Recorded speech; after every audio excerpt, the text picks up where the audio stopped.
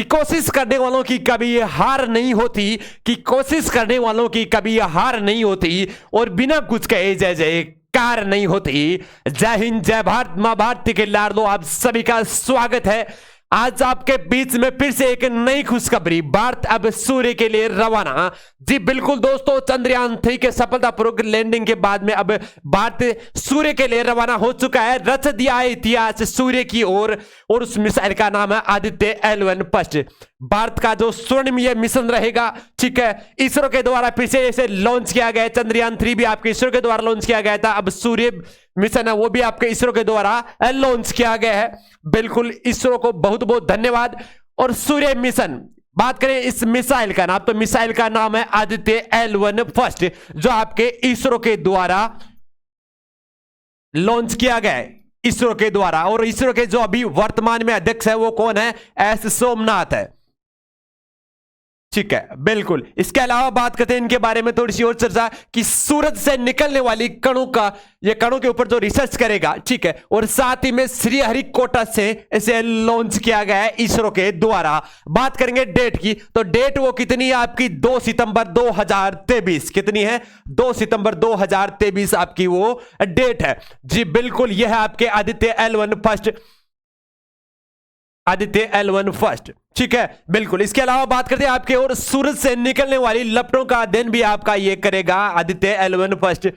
इसे शॉर्ट भाषा में पापा नाम दिया गया है। क्या नाम दिया गया है? पापा नाम दिया गया है। बात करते हैं पृथ्वी से सूर्य की, तो पृथ्वी से सूर्य की जो दूरी होती है, वो पृथ्वी से सूर्य के जो मध्य की दूरी होती है वो कितनी होती है? 15 करोड़ किलोमीटर। कितनी होती है? 15 करोड़ किलोमीटर जो पृथ्वी से सूर्य के मध्य की दूरी होती है। जबकि आपका जो आदित्य L1 फर्स्ट है, जो आपका आदित्य L1 फर्स्ट जो सूर्य के अध्ययन के लिए जा रहा है, वो आपका मात्र पृथ्वी से 15 लाख किलोमीटर दूरी है, जहां पे लैग्रेंज पॉइंट उस नाम दिया गया है, वहीं तक जाएगा और वहीं पे जाकर आपके सूर्य की बाहरी परतों का अध्ययन करेगा, ठीक है, बिल्कुल। क्योंकि आगे दूरी पे ज्यादा जाने पे वहां पे जो तपिश है वो ज्यादा बढ़ जाती है, इसलिए ये पृथ्वी से मात्र 15 लाख किलोमीटर दूरी पर जाकर ही, जिसे लैग्रेंज पॉइंट कहा गया है, वहीं तक जाकर अध्ययन करेगा। इसके अलावा बात करते हैं आपके बेंगलोर के सैटेलाइट सेंटर से। किसके? बेंगलोर के जो सैटेलाइट सेंटर में इसे तैयार किया गया था। किसे? Aditya L1 first. ये नाम याद रखना है आपको, आदित्य L1 फर्स्ट, ठीक है।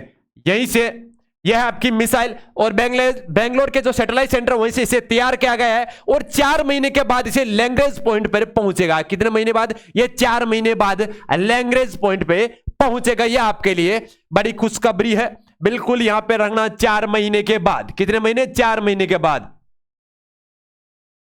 4 महीने बाद लैग्रेंज पॉइंट पे पहुंचेगा, या 4 महीने बाद 15 लाख किलोमीटर की दूरी तय कर लेगा आपका आदित्य L1 फर्स्ट, ठीक है। इसके अलावा बात करेंगे आपके आगे कि सूर्य की बाहरी परतों का अध्ययन करेगा। सूर्य की जो बाहरी परतें हैं उन परतों का अध्ययन आपका आदित्य L1 फर्स्ट करेगा, और साथ ही में सूरज में मौजूदा हवाओं के कणों का और हीट जो गर्म है वो तपिश है, उस तपिश की जानकारी लेगा, ठीक है, पृथ्वी के लिए। और बात करेंगे इसके अलावा आपके आज की डेट वो याद रखना, ठीक है, कब इसे लॉन्च किया गया है? इसरो के द्वारा, इसरो के द्वारा इसे 2 सितंबर को, कब? 2 सितंबर 2023 को इसे लॉन्च किया गया है, बिल्कुल। बात करेंगे इसके बेंगलोर के सैटेलाइट सेंटर से तैयार किया गया, यह भी ध्यान में रखना, और 4 महीने बाद ये लैग्रेंज पॉइंट पे पहुंचेगा। बात करेंगे पृथ्वी से सूर्य के मध्य की दूरी, आपको पहले पता नहीं होगी पर अब आपको याद होगी, 15 करोड़ किलोमीटर होती है पृथ्वी से सूर्य के मध्य की दूरी, ठीक है। बात करेंगे पृथ्वी से लैग्रेंज पॉइंट की दूरी कितनी है? 15 लाख किलोमीटर, और लैग्रेंज पॉइंट पे जाकर ही आपका आदित्य L1 फर्स्ट यहीं पे रुकेगा, और फिर पृथ्वी की जो सूर्य के परतों का अध्ययन करेगा, और उस तपिश का अध्ययन करेगा, और कणों का उनका अध्ययन करेगा, ठीक है, बिल्कुल। सूर्य से निकलने वाली लपटों का भी यह अध्ययन करेगा, इसे पापा नाम दिया गया, यह भी आप याद रखना, ठीक है।